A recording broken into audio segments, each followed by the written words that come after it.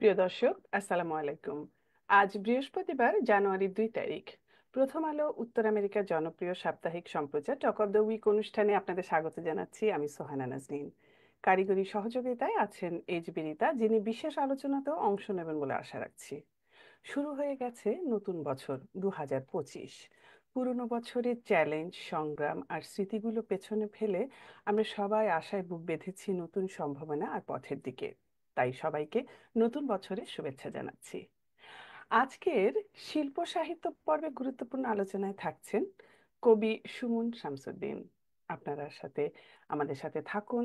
প্রথম আলো ইউএসএ ফেসবুকে লাইভ দেখা যাচ্ছে। আজকের অনুষ্ঠানটি আমাদের ওয়েবসাইট প্রথম আলো ny.com ওয়েবসাইটটিতে গিয়ে দেখে নিতে পারেন গুরুত্বপূর্ণ সব খবর। আমাদের ইউটিউব চ্যানেল প্রথম আলো ইউএসএ শেয়ার করে, সাবস্ক্রাইব করে আমাদের সঙ্গে রাখুন। আপনিও আমাদের সঙ্গে থাকুন। ফিরে যাচ্ছি আমরা অতিথির কাছে। সুমন শামসুদ্দিনকে স্বাগতম জানাচ্ছি। সুমন শামসুদ্দিন, আপনি আছেন? কেমন আছেন আপনি? শুভ সময়। ভালো আছি। আজকে আমি নিজেকে খুব ভাগ্যবান মনে করছি যে আমার একজন প্রিয় ব্যক্তিত্ব সুমন শামসুদ্দিন, যার সাথে আমার একটা বন্ধুর মতো সম্পর্ক, একটা ভাইয়ের মতো সম্পর্ক, এবং পরিশেষে যে কবিতা শোনার যে একটা আনন্দের ভাগাভাগি, সেরকম একটা মানুষ হচ্ছেন এই সুমন শামসুদ্দিন। আজকে তার কাছ থেকেই শুনবো কবিতা নিয়ে, কেন কবিতা লিখছেন, কবিতায় কিভাবে আহ সবকিছু জড়ো করছেন, সমস্ত উপাত্তগুলো জড়ো করছেন, এবং সুমন শামসুদ্দিনের আর একটা যে গুণ, তিনি খুব ভালো আবৃত্তি করেন। সেটা বিষয়েও আমরা ওনার সাথে কথা বলবো। দর্শকবৃন্দ, আপনারা থাকুন আমাদের সাথে। আমি ফিরে যাচ্ছি সুমন শামসুদ্দিনের কাছে। আমার প্রথম প্রশ্ন হচ্ছে যে আহ, আপনার কাছ থেকে আজকে অনেক কিছু জানার আছে, বিশেষ করে ছন্দ নিয়ে আমরা জানবো, সেটা পরে যাচ্ছি। আগে প্রথমেই যেটা আমরা সবাইকে, যে কোনো কবি, সাহিত্যিক, আবৃত্তিকারকে জিজ্ঞাসা করি যে কিভাবে এই লেখালেখি শুরুটা হলো, আহ, সেটা সম্পর্কে জানতে চাই। অসংখ্য ধন্যবাদ সোহানা নাজনীন। এবং আহ, প্রথমে আমি ধন্যবাদ জানাই প্রথম আলোর কর্তৃপক্ষকে এবং এই টক শোতে আমাকে আমন্ত্রণ জানানোর জন্য। এবং সেই সাথে ধন্যবাদ জানাই এইচবি রীতা আপা এবং সোহানা নাজনীন আপনাকেও। এবং আরও ধন্যবাদ জানাচ্ছি আমাদের সাথে আজকে যারা থাকবেন, যুক্ত হবেন দর্শক শ্রোতা হিসেবে, এবং যারা পরবর্তীতে দেখবেন তাদেরকে ধন্যবাদ। সোহানা নাজনীন, আপনার প্রশ্নের জন্য আম, আসলে যারা লেখালেখি করেন তাদের প্রত্যেকেই একটা ব্যাকগ্রাউন্ড থাকে, আমারও ডেফিনেটলি আছে। যখন লেখালেখি শুরু হয়, আহ, একটু পেছনে ফিরে যাই, সেটা হচ্ছে আমি আসলে আহ, সংস্কৃতি মনা ফ্যামিলি থেকে এসেছি, যে আমার পরিবারে সংস্কৃতি চর্চা হতো এবং আমার বাবাও কবি ছিলেন। এবং আমার এক দাদা, আপনারা হয়তো চিনবেন, বিখ্যাত শিশু সাহিত্যিক নাসির আলী। উনি পাকিস্তান আমলে একাডেমি পুরস্কার প্রাপ্ত এবং শিশু সাহিত্য বিষয়ে বিভিন্ন পুরস্কার প্রাপ্ত। তো যদিও আমি সংস্কৃতি মনা ফ্যামিলি থেকে এসেছি, কিন্তু কখনো ভাবিনি যে আমি লিখব। ছোটবেলা থেকেই আম, আম, বাবার কবিতা আবৃত্তির মাধ্যমে বিভিন্ন কায়কবাদ সাহিত্য মজলিসে যেতাম। তখন থেকে আবৃত্তির শুরু প্রথমে, কিন্তু লেখার শুরুটা হলো আসলে যখন কিশোর বয়সে উপনীত হলাম, কলেজে পড়ি। তো স্বাভাবিক সেই আবেগী বয়সে আহ, লিখতে ইচ্ছা করতো। তো লিখে লিখে রাখতাম, কিন্তু ডায়েরিতে লিখে রাখতাম আর কি। কোনোদিন প্রকাশ করা হতো না। এই 2 লাইন 4 লাইন করে লিখে রাখতাম। যাই হোক, সেটা অনেক বিশদ ইতিহাস। পরবর্তীতে আমার আহ, লিখে আমি, যেহেতু আইটি প্রফেশনাল, আমি আমার ওয়েবসাইট ছিল। সেই ওয়েবসাইটে আমি কবিতাগুলো লিখে লিখে জমিয়ে রাখতাম পরবর্তীতে। এবং ওইটা পাবলিকলি ওপেন ছিল না, আমি নিজেই লিখে রাখতাম। আমার সাইটের নাম ছিল নীল অপরাজিতা। তো একদিন আমার পাসওয়ার্ড লস্ট হয়ে গেল, এবং আমি অনেক দিন চেষ্টা করে আমি আর রিট্রিভ করতে পারলাম না, আমার সমস্ত কবিতাগুলো হারিয়ে গেল। এটা হচ্ছে আমার একান্ত ব্যক্তিগত ইতিহাস। কিন্তু তারপরে মন ভেঙে যাওয়ার পর আর লেখালেখি হয়নি, খুব একটা লেখালেখি হয়নি। তবে ফেসবুকের অনেক পেছনের দিকে কিছু দুই একটা পোস্ট ছিল। তো যখন 2020-21-এর দিকে উম, আমি আহ, একটা কল পেলাম। আচ্ছা, আপনারা চিনবেন সবাই, নিউ ইয়র্কে কবি, কবি বেনজি শিকদার। উনি আমাকে কল করলেন যে আমি, ভাই একটু কথা বলতে পারি? তো উনি আমাকে বললেন যে আহ, আপনার ফেসবুকে অনেক পুরনো পোস্টে দেখলাম যে একটা কবিতা, আমার মনে হয় আপনি খুব ভালো লিখেন, আপনি নিয়মিত লিখেন না কেন? তাই আমি যে আসলে আমি কবিতা লিখতে পছন্দ করি, কিন্তু আসলে প্রকাশের জন্য লিখি না, আমি নিজের জন্য লিখতাম, এখন লিখি না। তুমি ওনার উৎসাহে আসলে না ওই যেটা লং স্টোরি শর্ট, তো উনার উৎসাহে আমি বললাম যে ঠিক আছে, উনি রিকোয়েস্ট করলেন যে আপনি লিখেন, আপনার হাত ভালো। তো আমি আহ, তখন চিন্তা করলাম যে লিখবো, কিন্তু আমি তো কবিতার ব্যাকরণ ছন্দর ধারণা আছে, আমার বাবা অনেক কিছু জানতেন, কিন্তু আমার কখনো শেখা হয় নাই। তো ওই যে উনার উৎসাহে উনি আমাকে কবি কালের লিখন, যিনি আমার কাব্যগুরু, তার কাছে যুক্ত করে দিলেন শেখার জন্য। তো তারপর থেকে এই যে যাত্রা শুরু হলো, এই হচ্ছে সংক্ষিপ্ত ইতিহাস। তারপর থেকে আর লেখালেখি থামাথামি নাই, লিখতে শুরু করেছি, শিখতে এখনো শিখছি। ধন্যবাদ সুমন ভাই।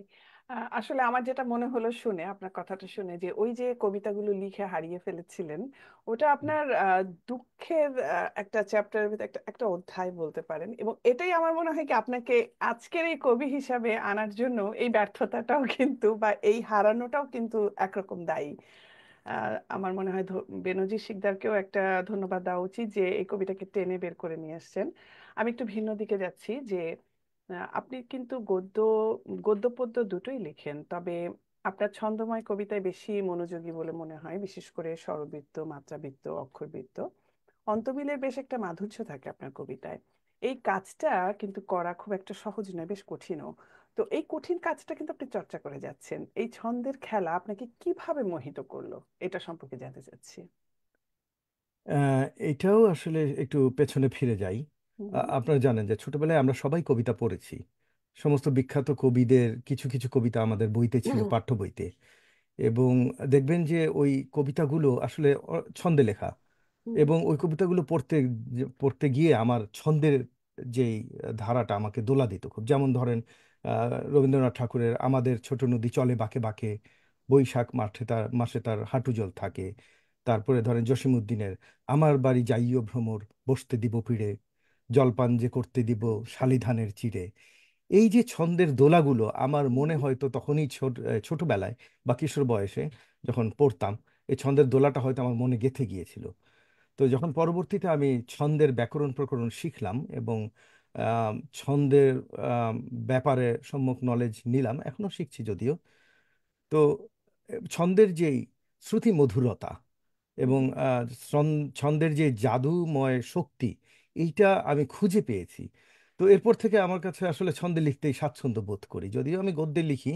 তবে আপনারা জানেন যে গদ্য কবিতা হলেও কবিতার মধ্যে একটা ছন্দ থাকে। ছন্দ যদিও থাকে। বাংলা কবিতায় মূল ছন্দ 3 প্রকার, আম, তো তারপরেও যে গদ্য কবিতাও এক ধরনের কবিতা, মুক্ত ছন্দের কবিতা।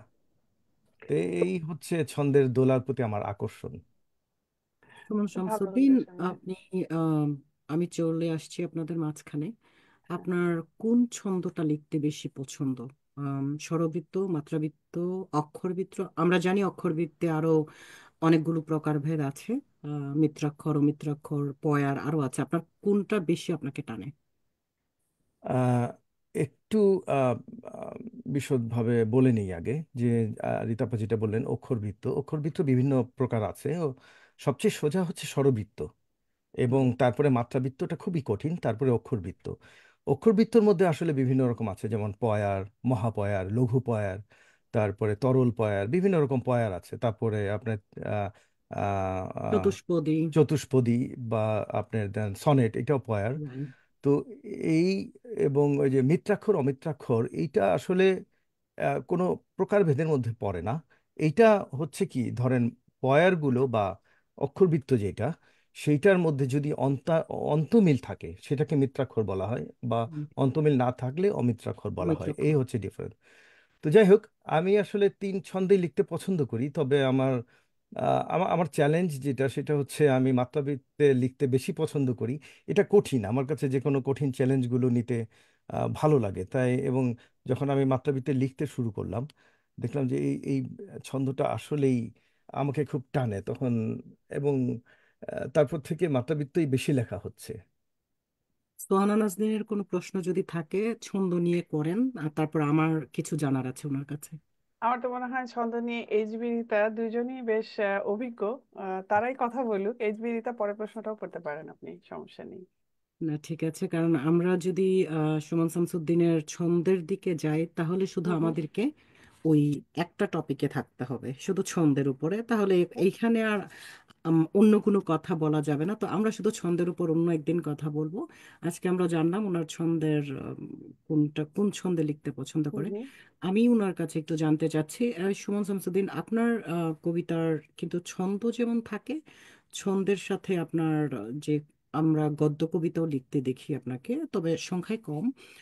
আর আপনার সেটা ছন্দে হোক, গদ্য কবিতা হোক, আপনার কবিতা একটা বিষয়বস্তুর একটা গভীরতা আমরা দেখি। প্রেম, প্রকৃতি হোক, সমাজ, কিংবা সমাজের অনাচার, অন্যায়, রিসেন্টলি আমরা দেখছি যা কিছুই ঘটছে সেখানে আপনার কিছু কিছু মানে রাজনৈতিক ক্ষোভ প্রকাশেরও কিছু কবিতা আমরা দেখেছি। তো সেগুলো আপনার খুব সুন্দরভাবে ফুটিয়ে তোলেন। তো এই যে জিনিসগুলো না, মানে এই এই যে একজন কবি যখন লিখতে থাকেন, হয়তো তিনি তার আবেগ থেকে প্রকৃতি নিয়ে লিখছেন, প্রেম বিরহ নিয়ে লিখছেন, তারপরে যে হুট করে যে কবিরা কিংবা প্রয়োজনে, যেমন আজকের সমাজে এই যে আমরা যে সংকট কিংবা বিভেদের মধ্যে দিয়ে যাচ্ছি, তখন দেখা যাচ্ছে যে অনেক কবিরা আহ একদিকে থাকলো, আবার অনেক কবিরাই দেখা যাচ্ছে যে সমাজের এই বিভেদ সংকট এই জিনিসগুলো নিয়ে তারা লিখছেন। তো আসলে আমরা যখন লেখক কিংবা কবিরা যখন আমরা কলম ধরি এবং সুন্দর একটা সুস্থ পরিবেশে আমরা আমরা ভালোবাসা থেকে, সম্প্রীতি, সৌহার্দ্য থেকেই লিখতে থাকি, আবেগটাকে মূল্যায়ন করি, আমাদের উপলব্ধিটাকে, কিন্তু যখন হুট করে একটা সমাজে একটা সংকট চলে আসে, সেটা যে কোনো ধরনের বিপর্যয় হোক, চলে আসে, ঠিক সেই মুহূর্তে আমার এখানে কি শব্দ হচ্ছে? আচ্ছা। তো ঠিক সেই মুহূর্তে আসলে এই যে আহ, কবিরা কবিদের যে বদলে যাওয়াটা, কিংবা আমাদের লেখক কবি হিসেবে ঠিক ওই সংকটপূর্ণ মুহূর্তে কতটা আমরা দায়বদ্ধ, সেটা নিয়ে, সেটার উপর আলোকপাত করার। ধন্যবাদ। এটা আসলে খুব গুরুত্বপূর্ণ একটা প্রশ্ন করেছেন। যে আমি মনে করি, এবং সব ঋদ্ধ কবিরাই মনে করে, যদি আমি কবি না এখনো, আমি চেষ্টা করে যাচ্ছি লেখার। তো আমার মনে হয় যে কবিদের একটা দায়বদ্ধতা আছে সমাজ এবং রাষ্ট্রের প্রতি।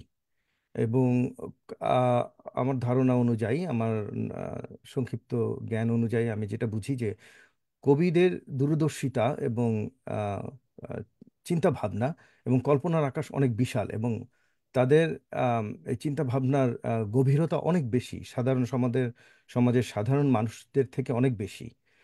তো এবং তাদের লেখায় এই যে বিভিন্ন বিষয়গুলো উঠে আসে। এবং এই দায়বদ্ধতা থেকে কবিদের আহ, উচিত, বা কবিদের আহ, দায়িত্ববোধ বলতে পারেন, যে রাষ্ট্র এবং সমাজের পরিবর্তনের জন্য তাদের অনেক অবদান রয়েছে এবং থাকা উচিত। তো একসময় লেখা হতো শুধু, আম, ধরেন প্রাচীন আমল থেকে যদি চিন্তা করি, যে শুধু দেবীদের স্তুতি হিসেবে লেখা হতো। পরবর্তীতে ধরেন প্রেম, ভালোবাসা, প্রকৃতি লেখা হতো। তো বর্তমান যুগে আসলে বিভিন্ন বিষয় উঠে আসে।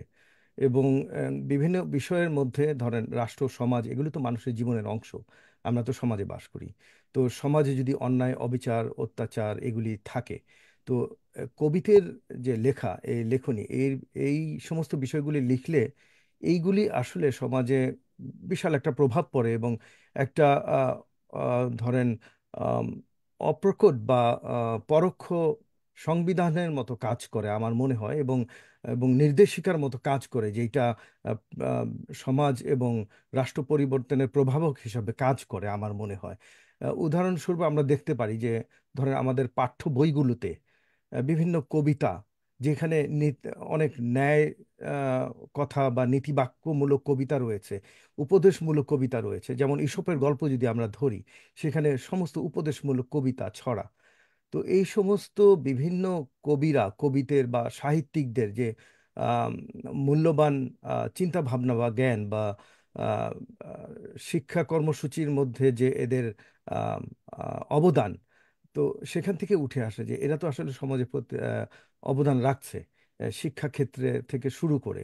এবং এই যে কবিতার মাধ্যমে ন্যায় প্রতিষ্ঠা, অন্যায় অবিচারের বিরুদ্ধে লেখা, না, এবং বিপ্লব, বিভিন্ন সময় বিপ্লব উঠে আসছে, বিপ্লবের বিরুদ্ধে কবিতায় ধরেন এই যে রফিক আজাদের কবিতাই যদি ধরি, যে ভাত দে হারামজাদা নইলে মানচিত্র খাবো। একটা তো এইটা প্রতিবাদ। একটা প্রতিবাদ, এই যে হুম হুম। প্রতিবাদী কবিতা, এইগুলো তো আসলে সমাজের প্রত্যেকটা ব্যাপারে প্রভাব ফেলে। তো সেই ডেফিনেটলি। হিসাবে এদের কবিদের বা সাহিত্যিকদের লেখায় ডেফিনেটলি অবশ্যই দায়বদ্ধতা আছে, এবং সমাজ রাষ্ট্র সংস্কারের ব্যাপারে এই অবদান অনেক অনেক বেশি।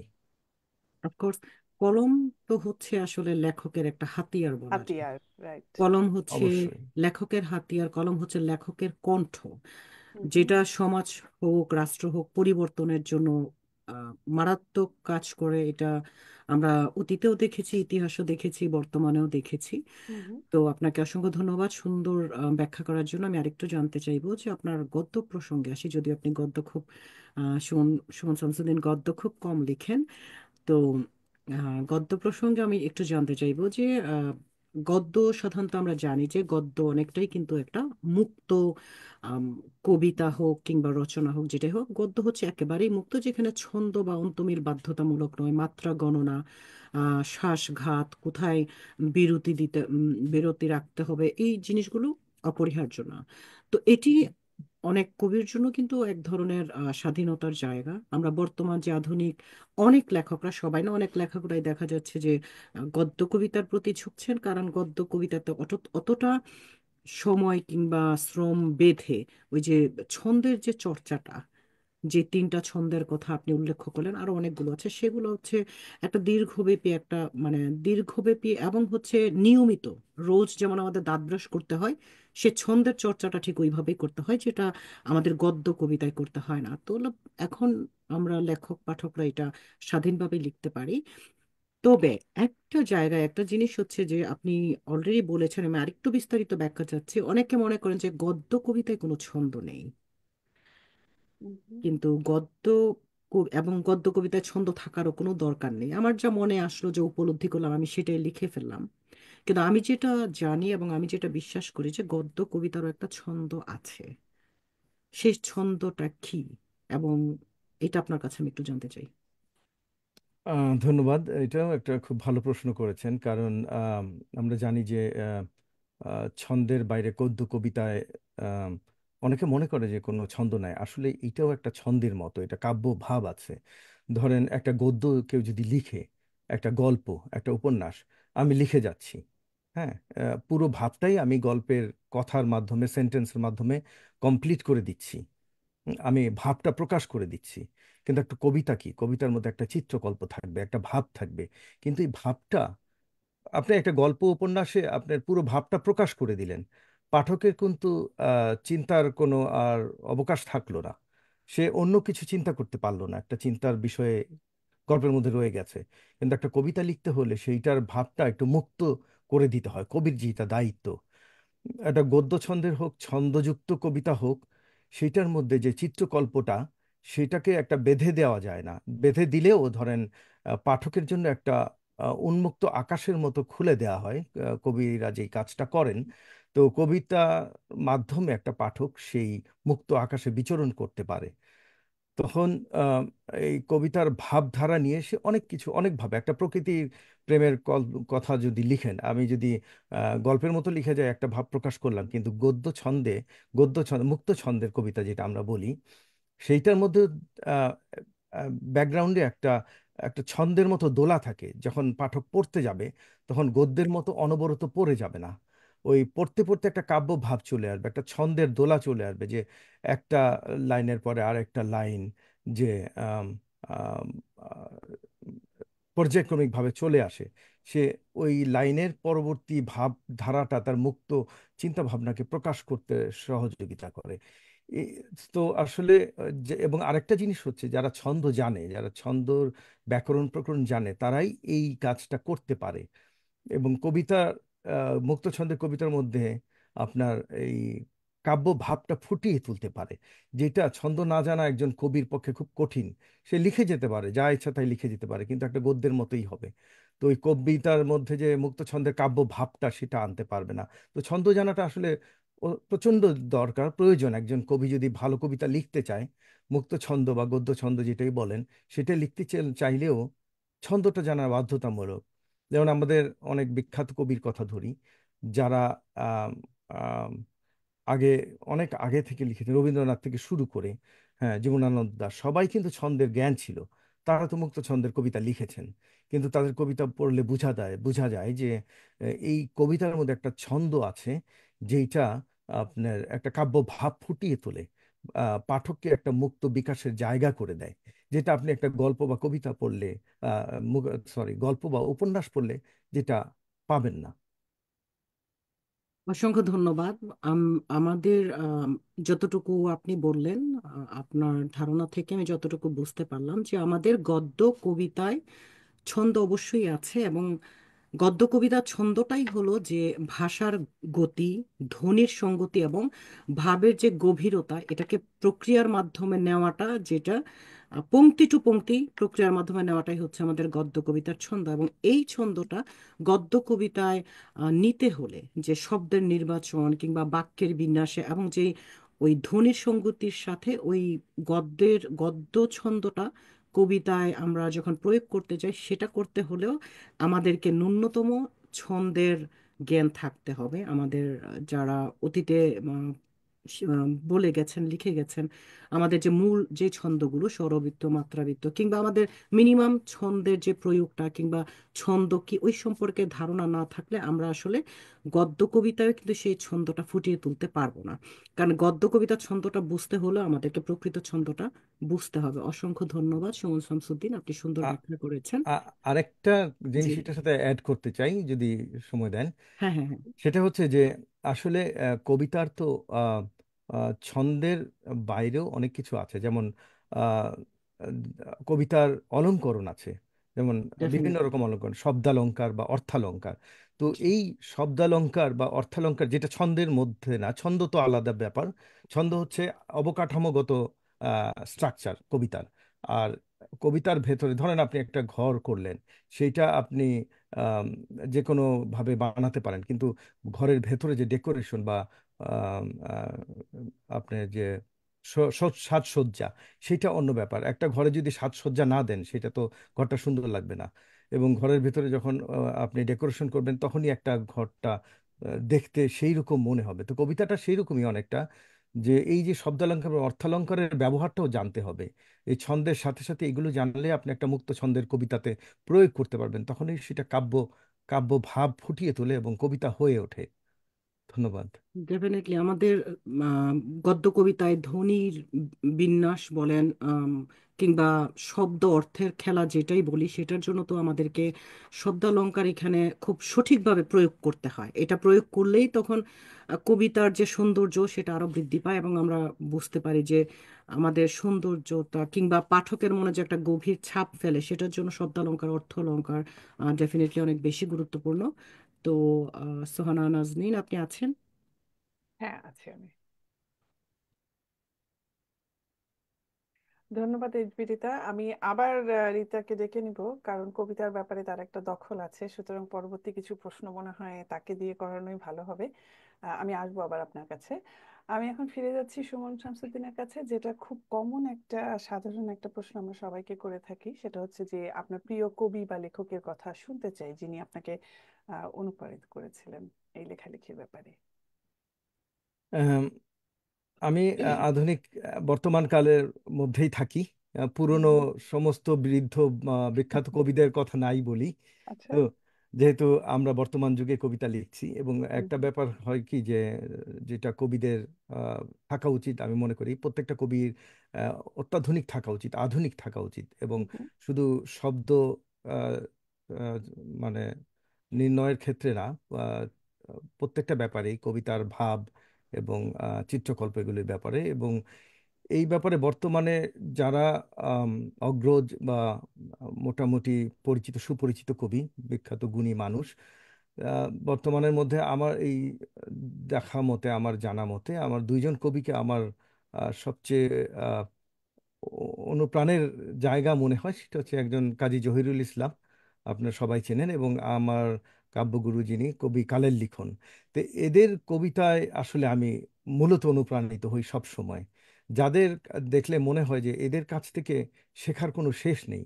এবং এদের কবিতার ব্যাকরণ প্রকরণ থেকে শুরু করে সাহিত্য জগৎ, কাব্য জগতের আহ, যে জ্ঞান হুম, আহ, অসাধারণ। এবং তাদের কবিতা পড়তে পড়তে আমি আসলে সবসময় মুগ্ধই হয়ে যাই। এই হচ্ছে আমার অনুপ্রেরণা। তো দুইজন কবির কথা বললাম। ধন্যবাদ, অনেক শুনে ভালো লাগলো। আমরা আসলে দুজন লেখককেই চিনি, দুজন কবিকেই চিনি। কাজী জহিরুল ইসলামকে তো আমরা বরাবরই জানি, দেখছি, ওনার অনুষ্ঠানেও যাচ্ছি। তো এখন আমার আরেকটা ব্যাপার আপনার বই সম্পর্কিত, যে আপনার বইগুলো কিছুটা আমি জানি। আমি তিনটা বইয়ের কথা জানি, একটা হচ্ছে হৃদয়মূলক ঋণ, বন মাতালের পথে এবং মহুয়া ফুলের দিন। তো এছাড়াও কি আপনার আরো বই আছে, মানে কতটা সংখ্যা আপনার বই আছে? সম্প্রতি এই প্রকাশিত বই থেকে আপনি আমাদেরকে একটা কবিতা আবৃত্তি করে শোনাবেন। না, আপনি ঠিকই বলেছেন, আমার তিনটাই বই।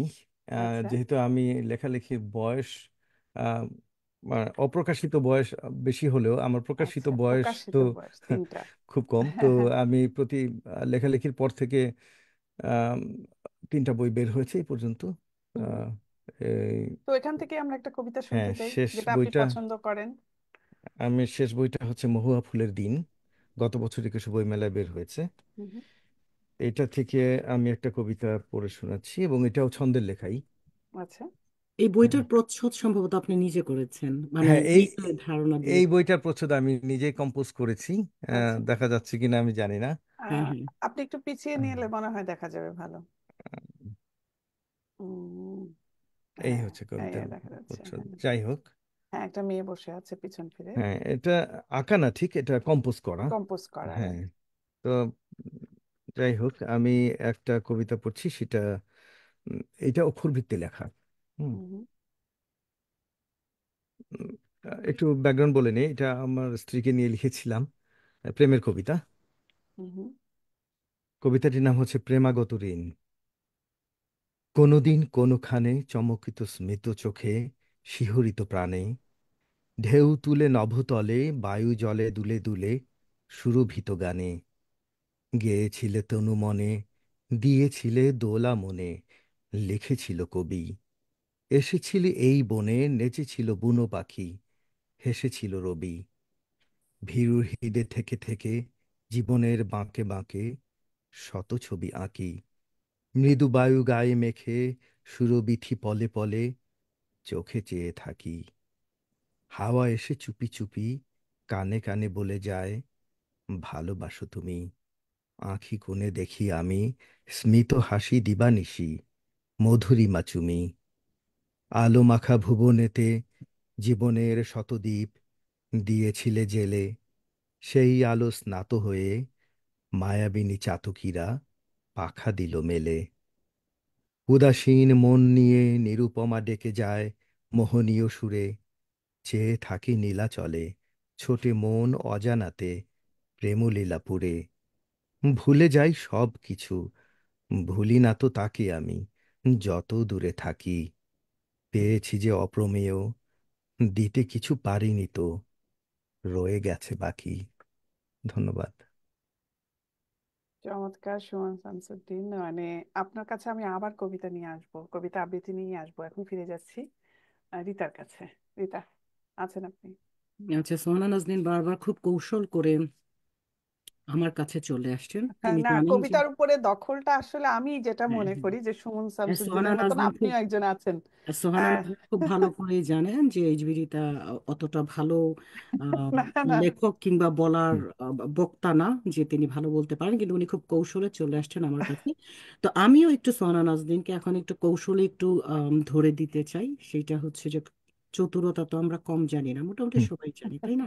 তো আমি সোহানা নাজনীন আপনার কাছে একটু জানতে চাইবো, মানে আপনি তো হোস্ট, সবসময় আমাদেরকেই হুম, ফাঁসিয়ে দিচ্ছেন, কিন্তু আচ্ছা। এখন আপনাকে আমি একটু ধরি। সেটা হচ্ছে যে আপনাকে আমি প্রায় সময় সুমন শামসুদ্দিনের কবিতা নিয়ে কথা বলতে শুনি, হুম। কবিতা পড়তে শুনি, এবং ওনার আবৃত্তি নিয়ে কথা বলতে শুনি। তো আজকে একটু দর্শকদের উদ্দেশ্যে বলেন যে আপনি সুমন শামসুদ্দিনের এত লেখার, আই মিন ব্যক্তি হিসেবে না, ওনার লেখার হুম, হুম। কলমের জাদুর এত ভক্ত কেন, এটা একটু আপনি বলেন। আমার প্রথম দিনই যখন সুমন ভাইয়ের সাথে আমার আলাপ হয়, এখানেই আলাপ হয়েছে, তখন উনার যে একটা বন্ধুসুলভ ব্যবহার, এবং উনি যেভাবে আমাকে উনার বইটা দিয়ে বললেন, খুব সম্ভবত উনার প্রথম বইটি, আহ, হৃদয়মূলক ঋণ বা এই বইটা উনি দিয়ে আমাকে বললেন যে আমার একটা কবিতার বই আপনি পড়ে দেখতে পারেন। তা আমি খুলে দেখলাম যে ছোট ছোট কবিতা, এবং আমি বাসায় আসার পথে পড়তে পড়তে আসি, মানে ভালো লেগে যায়। আসলে কবিতার ভেতরে আমার যেটা মনে হয়, আমি কবিতা লিখি না, খুব একটা পড়তেই ভালোবাসি। তো কবিতার ভেতরে আমার দেখি কি ছোট ছোট মেসেজ আছে, এবং খুব সুন্দর করে সেগুলো তুলে ধরেছেন। আমি খুব বেশি লম্বা কবিতা পড়তে পারি না, বা হয়তো বা ধৈর্য হারিয়ে ফেলি, কিন্তু 5-6 লাইন, 8 লাইন, 10 লাইন, 12 লাইন, এগুলোর মধ্যে যে কবিতাগুলা, আমি সুমন ভাইয়ের কবিতাতে ওই মেসেজটা পাই যে একটা জীবনের উপর একটা দর্শন, বা হঠাৎ করে ছোট্ট একটা মানে মনে হচ্ছে যেন একটা বাতাসের ঝাপটার মতন এসে কোনো একটা কিছু বলে গেল, এরকম আমার মনে হয়। তারপরে সুমন ভাইয়ের সাথে তো মেলামেশাটা আছেই, বন্ধু হিসাবে এখানে ওখানে আমরা যাই, অনুষ্ঠানে দেখা হয়, আমাদের কথা হয়, ফেসবুকে আমরা একসাথে আছি। ও এইভাবে থাকতে থাকতে আসলে উনারও যেমন ভক্ত হয়ে গেছি, সাথে ওনার কবিতাও ভক্ত হয়ে গেছি আমি। এটাই ছিল কারণ। ডেফিনেটলি সুমন শামসুদ্দিন আমার নিজেরও খুব পছন্দের একজন লেখক কবি। এবং আমি বলবো যে একজন লেখক কবির থেকে ব্যক্তি হিসেবে উনি আমার কাছে ব্যক্তি আরো হিসেবে। শ্রদ্ধার একজন হুম মানুষ। হুম। আমরা সেদিকে না যাই। আহ, বিস্তারিত অন্য একদিন আমাদের আলোচনা হবে, যদিও আজকের আলোচনা আমাদের দর্শকরা দেখছেন, উপভোগ করছেন, এবং আমরা ঠিক কিছুটা ঘরোয়াভাবে আলোচনা করছি। আমাদের গত পর্বে মনিজার রহমান ছিলেন এবং আমরা ঠিক একইভাবে আলোচনা করেছি, হুম আমরা হুম মিলেমিশে হুম। ঘরোয়াভাবে আলোচনা করেছি, এখানে কোনো প্রফেশনালিজম নেই। তবে কিছু জিনিস যেটা অতিথির কাছ থেকে আমাদের জানার দরকার সেটা ডেফিনেটলি আমরা জানতে চাইবো। তো আমি সুমন শামসুদ্দিনের কাছে একটু জানতে চাইবো যে আমাদের লেখক পাঠকদের নিয়ে একটা জিনিস, সেটা হচ্ছে আহ, আমাদের যেই একটা আপনি লক্ষ্য করবেন যে আমাদের লেখক, আমাদের লেখার শৈলী বলেন, শব্দ বাক্যের প্রয়োগ বলেন, দুর্বোধ্য শব্দ বলেন, এই জিনিসগুলো নিয়ে অনেক সময় আমাদের লেখক পাঠকদের মধ্যে একটা অন্তর্দ্বন্দ্ব তৈরি হয়। ঝগড়াঝাটি লাঠি কুড়াল নিয়ে না, একটা অন্তর্দ্বন্দ্ব হয়। যেমন অনেক পাঠক মনে করেন যে কিছু কবিরা খুব কঠিন শব্দ লিখছেন, এটা বুঝতে পারছি না, আরেকটু সহজ করে লিখলে কি হয়। অনেক সময় যেমন আমাদের শামসুর রহমান, আমাদের আরো অনেক কবিরাই আছে খুব সহজ সাবলীল ভাবে, শরৎচন্দ্র অনেক সুন্দর সুন্দর কথা বলে গেছেন। তো ওই এক একটা আসলে লেখক কবির শৈলীটা ভিন্ন রকম হয়, এক একজনের শব্দ ভাষার প্রয়োগ এক এক রকম হয়। তারপর অনেক পাঠকের অভিযোগ থাকে যে খুব কিছু কিছু কবিরা খুব দুর্বোধ্য শব্দ ব্যবহার করছেন আসলে। আম, সেই ক্ষেত্রে মানে এই যে আমাদের এবং আমাদের যে একটা পাঠক ইয়ের মধ্যে যে একটা দ্বন্দ্ব, এখন আপনি যদি একজন কবি হিসেবে যদি আমি আজকে আপনাকে বলি যে সুমন শামসুদ্দিন আপনার কবিতাটা তো আমি পড়তে পারছি না, একটু সহজ করে লিখেন, এই জিনিসটাও কিন্তু একটা আমার কাছে মনে হয় অনৈতিক একটা দাবি হবে। কারণ একজন লেখক, আমি জানি না আপনি কি ভাববেন, যে একজন লেখক কি আসলে পাঠকের মন জয় করতে লিখে? এই ক্ষেত্রে আমার প্রশ্নটা এটাই, যে এই যে আমাদের একটু অভিযোগ দুর্বোধ্য শব্দ বাক্যের ব্যবহার নিয়ে, তো একজন কবি কি আসলে পাঠকের মন জয় করতে লিখেন, নাকি তিনি শুধু নিজের মনোতুষ্টির জন্যই লিখেন, নাকি দুইটার মাঝে একটু ভারসাম্য রাখা দরকার? আপনি কি বলেন? আহ, অনেক ধন্যবাদ। আহ, এটা খুব গুরুত্বপূর্ণ একটা প্রশ্ন করেছেন। প্রথমে আগে ধন্যবাদ দিয়ে নিই আমার কবিতা আহ, আহ, ভালো লাগার জন্য সোহানা নাজনীন আপাকে, এবং রীতা আপাকেও ধন্যবাদ দেই যে আমার কবিতাগুলো ভালো লাগার জন্য। অসংখ্য ধন্যবাদ। তো যাই হোক, একটা জিনিস খেয়াল করবেন যে আমরা বাংলা ভাষাভাষী আহ, ব্যাপারগুলো চর্চা করছি কবিতার মাধ্যমে। কবিতা হচ্ছে সাহিত্যের সবচেয়ে কঠিনতম ভাষা। কবিতা আহ, লেখা সবাই পারে না, হুম এবং কবিতা হচ্ছে আহ, মানে সাহিত্যের সবচেয়ে কঠিনতম শাখাই বলে। তো যাই হোক, কবিতা আসলে হওয়া উচিত এইরকম যে কঠিন ব্যাপারটা সহজভাবে প্রকাশ করা। সেটাই হচ্ছে পাঠকের মন হৃদয় জয় করার জন্য একটা কবিতা হয়ে ওঠে। বা কবিতার মধ্যে কিছু শব্দ যে থাকবে না সেটাও না। অলঙ্করণের ক্ষেত্রে স্বার্থে এবং শব্দালঙ্কার বা অর্থালঙ্কারের স্বার্থে একটা কবিতার মধ্যে দু একটা দুর্বোধ্য শব্দ থাকতেই পারে। হুম আর আমরা হচ্ছে বাংলা ভাষাভাষী মানুষ। আমাদের দুর্ভাগ্য যে আমাদের শিক্ষা ব্যবস্থা বাংলাদেশে তেমন, আমি মনে করি তেমন অনেক ঋদ্ধ না। অনেক অনেক কিছু পরিবর্তনের দরকার আছে। একটা দেখেন যে একটা শিক্ষক ক্লাসে গিয়ে সে প্রমিত উচ্চারণ শুদ্ধ ভাষায় কথা বলতে পারছে না, তো তার কথা অনেকে শুনতে পারে। আপনি যদি একটা জনসমক্ষে গিয়ে একটা শুদ্ধ ভাষায় কথা বলেন, একটা প্রমিত উচ্চারণের কথা বলেন, দেখবেন আপনার কথা মনোযোগ দিয়ে শুনছে। হুম কিন্তু আপনি যদি ওই শুদ্ধ ভাষা প্রমিত উচ্চারণ না বলেন, দেখবেন অনেকে আপনার কথা শুনছে না। তো আমাদের আসলে স্কুল কলেজ থেকে এই জিনিসগুলো শিক্ষা দেওয়া হয় না, এবং যেখানে আসলে আমাদের ভাষার উপরে যথেষ্ট সম্যক জ্ঞান থাকা দরকার, আমরা সেইভাবে ভাষার চর্চা করি না। এবং ভাষার চর্চা করতে হলে আমাদের শব্দ শব্দ ভান্ডার, তো ভোকাবুলারি যেটা বলি, যেটা ইংরেজি বা অন্যান্য ভাষায় তাদের যথেষ্ট দখলে, আমাদের কিন্তু ভোকাবুলারি, আমাদের নিজেদের ভাষার ভোকাবুলারি খুব দুর্বল। তা এটা আমার ব্যক্তিগত মতামত বলছি। তো যদিও মনে করি যে কবিতায় কঠিন ভাষা সহজভাবে প্রকাশ করাই কবিতা, কবিতার মাধ্যমে কবি বা সাহিত্যিকরা পাঠকের কাছে উপস্থাপন করেন, কিন্তু তার মধ্যে আমি যেটা মনে করি মাঝে মাঝে দু একটা দুর্বোধ্য শব্দ থাকতেই হবে। এখন ধরেন, আমি যদি কিছুই না লিখলাম, সবই সহজ ভাষায় হলো, একটা পাঠক সে একটা নতুন জিনিস, একটা কবিতা পড়লো, একটা নতুন শব্দ পেল, এবং অনেক বেশি না থাকলেও, ঢালাও ভাবে না থাকলেও দু একটা শব্দ থাকতেই পারে, তখন কবিতার যে ভাব, প্রত্যেকটা চরণে যে একটা অন্তর অন্তর নিহিত ভাব থাকে, ওইটা প্রকাশ করতে গেলে ওই কঠিন শব্দটা কিন্তু অন্যগুলির সাথে মিশে একটু আইডিয়া করা যায়, এবং আরেকটু বোঝার জন্য, শেখার জন্য কিন্তু পাঠক দু এক সময় ডিকশনারি নেয়।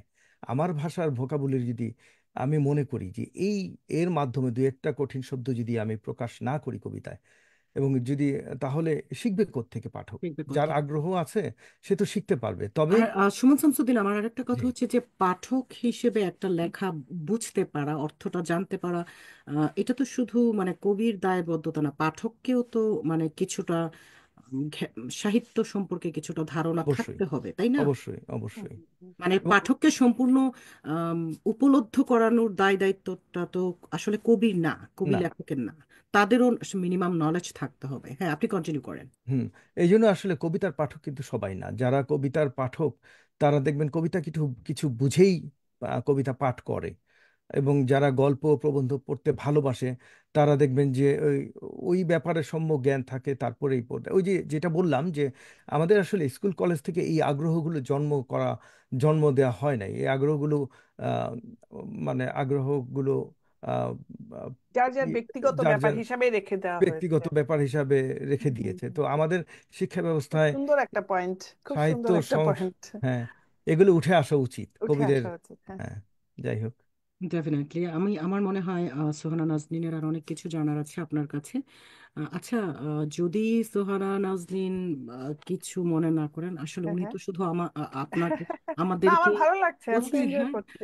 সোহানা নাজনীনকে যদি আমি বলি, যেহেতু আপনি সুমন শামসুদ্দিনের এত আহ, কিছু বললেন ওনার লেখা নিয়ে, তো একটু আমরা দেখি আসলে আপনি কি জাস্ট এই সুমন শামসুদ্দিনকে খুশি করার জন্য বললেন, না প্রকৃত অর্থে আপনি তার কবিতা পড়েন? আমাদের এটা একটু দেখা দরকার না? আজকাল তো অনেক, কি বলে না এটাকে, আহ, ভুয়া ভুয়া অনেক কিছুই হচ্ছে, হ্যাঁ। তো সেটাই, কিছু সোহানা না হলে নাজনীনকে সেটা। আমি ইনস্ট্যান্ট একটু বলবো, আপনি হ্যাঁ, হ্যাঁ। সুমন শামসুদ্দিনের একটা কবিতা এখন পাঠ করে শোনান, আমরা একটু দেখি আপনি আসলে আহ, কতটুকু ওনার লেখা পড়েন। আচ্ছা, আমি তাহলে তো একটু বের করতে হয় আমাকে যে সুমন শামসুদ্দিনের যে কবিতা গ্রাম বলে একটা কবিতা, এটা বেশ ভালো লেগেছে, এটা সর্বনাশ, কন্টিনিউ উনি করি। উনি আচ্ছা ঠিক আছে, তাহলে আমি ভুল, আমাকে ভুল প্রমাণ করলেন। হ্যাঁ, আমরা শুনতে চাই। কি সুমন ভাই, পড়বো আমি? হ্যাঁ, অসংখ্য হ্যাঁ, ধন্যবাদ। আপনি আমার সম্প্রতি লেখা একটা কবিতায় হ্যাঁ, সিলেক্ট কবিতা করেছেন। গ্রাম, হ্যাঁ, ফেসবুক থেকে তা পাওয়া যায়, আপনি কি লিখছেন না লিখছেন। আচ্ছা, কবিতা গ্রাম, সুমন শামসুদ্দিন। কবিতা গ্রামে কবি মানুষরা নেমে এলেন পথে, আজ জনসমক্ষে কবিতার হৃদয় ব্যবচ্ছেদ হবে। কবিতার হৃদয়ে আজ অমঙ্গলের বসত, অলিন্দে আজ অস্পৃশ্য চরণের অনুপ্রবেশ। নিলয়ের কুঠুরি পরিশুদ্ধ প্রক্রিয়ায় পরিশ্রান্ত, এখন ব্যবচ্ছেদই একমাত্র প্রতিবিধান। কবিতার অসুখে অলিন্দ নিলয়ের ছন্দপতন, শব্দ সঞ্চালন জঞ্জাল রজনে বাধাগ্রস্ত, সুকবির পদভারে কবিতার নাভিশ্বাসের শব্দ। কবিতা গ্রামখানি যেন স্তিমিত, স্তব্ধ, বাকরুদ্ধ। মুখ্য কবিদের সভা শুরু হলো কবিতা গ্রামে। দলে দলে যোগ দিলেন স্বভাব কবি, চর্চা কবি, মেধা কবি, গায়ন কবি আর বাচিক শিল্পী দল। শুরু হলো উচ্চারণ, এরপরই শুরু হবে ব্যবচ্ছেদ। পরিশেষে গভীর উপাচারের পরেই প্রত্যর্পণ হবে এক শুচিশুদ্ধ নির্মল কবিতা গান। ওরে বাবা, আমার গায়ে কাটা দিচ্ছে, সাংঘাতিক এই শব্দ শব্দ চয়ন তো মানে অসংখ্য ধন্যবাদ সোহানা নাজনীন। আমি আসলে একটু ফান করছিলাম, কিন্তু না না, না, ঠিক আছে। সত্যিই সোহানা নাজনীন আপনার কবিতা সংরক্ষণ করে রাখেন, অনেক ধন্যবাদ। তো আমার মনে হয় সুমন শামসুদ্দিন, সোহানা নাজনীনের আরো কিছু আপনার কাছে জানার আছে, আমি পরে আসছি। ধন্যবাদ এজবিরিতা। আমি তাহলে আরেকটা আমার প্রশ্ন পর্বে চলে যাচ্ছি যে কবিদের একটা নিজস্ব কণ্ঠস্বর থাকে যার মাধ্যমে আমরা খুঁজে পাই কবি জসিমউদ্দিনকে, রবীন্দ্রনাথ ঠাকুরকে, নজরুল ইসলাম বা জীবনানন্দ দাশ, যাদের বিখ্যাত কবিগুলোকে। আপনার মতে একজন কবির জন্য এই নিজস্ব কণ্ঠস্বর তৈরি করাটা কতটুকু গুরুত্বপূর্ণ? এটা কি মনে হয়? অনেক অনেক ধন্যবাদ। খুব খুব ভালো একটা প্রশ্ন করেছেন, এটা খুব ভালো একটা প্রশ্ন। আর তার আগে বলে নি, আপনি যে কবিতা পড়লেন, আমি আমি নিজেও এত সাবলীলভাবে পড়তে পারতাম না। অনেক ধন্যবাদ, আপনার আমার ভালো শব্দগুলো লেগেছে। কিন্তু খুব বেশ মানে খুবই একটু কিছু খুবই কিছু রিচ, রিচ, ভীষণ রিচ, মানে ভীষণ ভাবে বড়লোকি শব্দ ব্যবহার করেছেন, খুব বড়লোক শব্দ ব্যবহার করেছেন। মানে যেটা কবিতাতে আপনি বললেন না যে সহজ শব্দ সব জায়গায় দেওয়া যায় না, যেটা আমাদের মতো সাধারণ পাঠকদের বুঝতে হয়, কিন্তু কিছু কিছু জায়গায় আপনার কবিতাটাকে পুরোপুরি আহ, মানে আহ, যোগ্যভাবে বা যুক্তিসহ যথার্থ মর্মসহ তুলে ধরতে গেলে কিন্তু এই শব্দগুলো লাগে, যেটা এই কবিতার ভেতরে পেলাম আমি। আপনি আমার মনের কথাটাই বলেছেন আসলে। আপনি আরো সুন্দর করে বলেছেন, আমি এত সুন্দর করে বলতে পারতাম না। না, আপনিও বলেন, আপনি এখন যাই হোক, বলবেন। হ্যাঁ, হ্যাঁ, তো এই অবশ্যই। কবিতাটা আসলে আমি একটু ব্যাকগ্রাউন্ডটা বলি। এই হ্যাঁ, কবিতাটা হ্যাঁ। আসলে লেখা হয়েছে ওই যে আপনি যেটা বললেন যে এই কবিতার মাধ্যমে কবি সাহিত্যিকরা যে একটা মেসেজ দেয়, হুম, এই হুম, এই কবিতায় আমি একটা মেসেজ দিয়েছি আসলে। যে কেউ কবিতা, তো অহরহ কবি চারিদিকে কবিতা লিখছে এখন। আমার যেটা আম, মানে চিন্তা ভাবনা বা আহ, ইচ্ছা, যে লিখুক, সবাই কবিতা লিখতে চায়, কিন্তু একটু শিখে লেখা উচিত। হুম, হুম, যা ইচ্ছা তাই লিখে গেলে তো হলো না। কবিতার মাধ্যমে যে অলঙ্করণ বা একটা মেসেজ দেওয়া এবং কবিতার ব্যাকরণ প্রকরণগুলো জানিয়ে দেয়া এবং সে অনুযায়ী কবিতা লেখা, যাতে পাঠকের মনে থাকে। তো যাই হোক, কবিতার কথা বললেন যে প্রত্যেকটা কবির একটা আলাদা ধারা থাকতে হবে ব্যাপারে। সেটা হচ্ছে আপনি দেখবেন যে রবীন্দ্রনাথের কবিতা পড়লেই কিন্তু আমরা বুঝি। হুম, হুম, আপনি যদি একটা নাম, রবীন্দ্রনাথের কবিতা উঠিয়ে দেন কাউকে পড়তে, নাম না লিখে, তা সে কিন্তু বুঝে ফেলবে যে এটা তো রবি রবি ঠাকুরের কবিতা, রবীন্দ্রনাথের কবিতা। এটা কারণটা কি? এটা হচ্ছে রবি ঠাকুর তার একটা কাব্য ভাষা তৈরি করে নিয়েছিলেন, যে কাব্য ভাষাতেই সে টিকেছিলেন এবং বিখ্যাত হয়েছেন এবং বিশ্বকবি হয়েছেন। তো তার কবিতার একটা চরণ পড়লেই যে কেউ বুঝে বুঝে ফেলে, এটি কাব্য হুম, ভাষা। যেমন ছিল জাতীয় কবি কাজী নজরুল ইসলামের, তার কবিতার প্রত্যেকটা চরণে নাম লিখে না দিলেও বুঝতে পারবে। এটা হচ্ছে কবির কাব্য ভাষা, এটাই তার সফলতা। একটা কবির সব সময় টিকে থাকার জন্য একটা আহ, ধারা তৈরি করা, ধারা তৈরি নিজস্ব করা। ধারা তৈরি হ্যাঁ, করা। এবং হ্যাঁ। যেমন যেমন আছে এখনকার যুগের কাজী জহিরুল ইসলামের কবিতা পড়লেই আমি বুঝতে পারি এটা জহির ভাই কবিতা। কালের লিখনের কবিতা পড়লেই আমি বুঝতে পারি যে এটা তো কালের লিখনের কবিতা। ওনারা তাদের কাব্য ভাষাটা তৈরি করে নিয়েছেন। এটা কবিদের, আমরা লিখি কিন্তু লিখবো, এটা তো আমার টিকে থাকতে হবে। কারা টিকে থাকে? যারা আসলে, যে সমস্ত কবিরা আম, কাব্য ভাষাটা তৈরি করে নিতে পেরেছে। তো এটা আসলেই খুব গুরুত্বপূর্ণ। যদি লেখালেখির জগতে টিকে থাকতে হয়, সব কবিতা তো টিকে থাকবে না।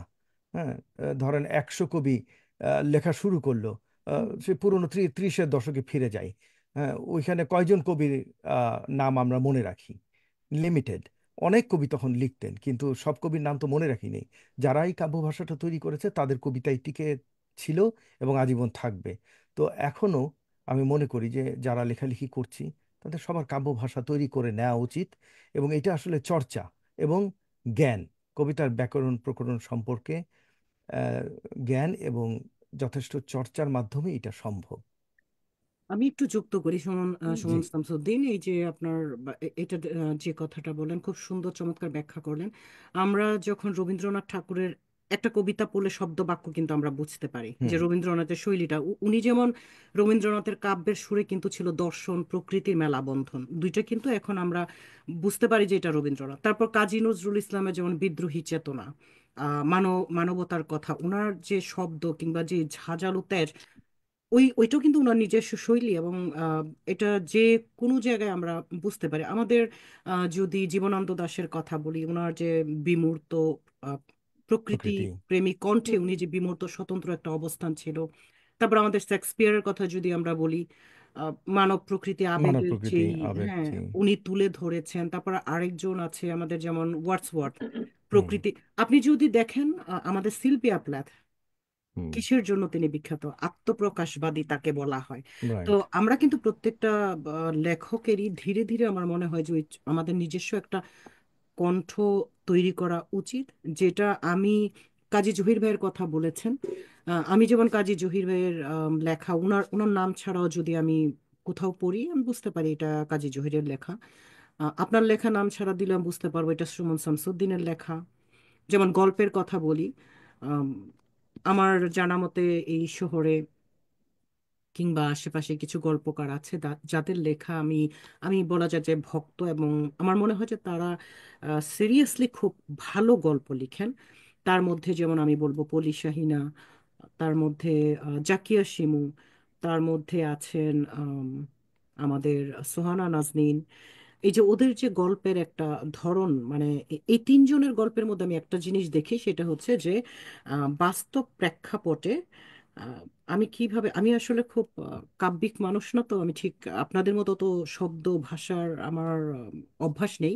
কিন্তু এই তিনজনের যে মনিজা রহমান, এখানে আরেকজন আছে, তো এই যে এদের গল্পগুলো না আমার কাছে মনে হয়, যেমন যেমন পলি শাহিনা কিংবা জাকিয়া শিমুর যে গল্প, আমি দুইজনের সাথে যে মিলটা আমি দেখি, ওদের নাম ছাড়াও আমি বুঝতে পারবো। মানে এই যে একটা গ্রামের রাস্তা দিয়ে ওরা হেঁটে যাচ্ছে, আঁকাবাঁকা রাস্তাটা, এটার পাশে যে ওই যে নাইল্লা ক্ষেত বলেন আর দুর্বা ঘাস হুম বলেন, হুম ওইটা দেখতে কেমন, এটার সাইজ কেমন, কিংবা মাটির রংটা কেমন, সেখানে কতটুকু পরিমাণ পানি জমা ছিল, এই যে বর্ণনাগুলো জাকিয়া শিমু এবং পলি শাহিনা করেন, অসাধারণ।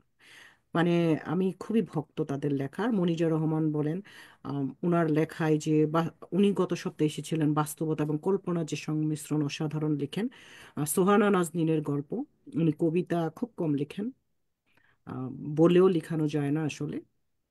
তবে ওনার যে গল্পগুলা দেখি আমি, প্রত্যেকটা গল্পই বাস্তব জীবনের সাথে কল্পনার সংমিশ্রণ খুবই কম থাকে। হয়তোবা দেখা যাবে যে কোথাও কোনো এমন কিছু ঘটনা আছে যেটা প্রকাশ করাটা ঠিক না, সম্পূর্ণ বাস্তবতা তোমরা প্রকাশ করতে পারি না, সেখানে হয়তো হুম উনি হুম কল্পনার একটু আঁচড় লাগান। কিন্তু উনার যে গল্পগুলোর যে ব্যাখ্যা, মানে বিশেষ করে ওই যে ঢাকার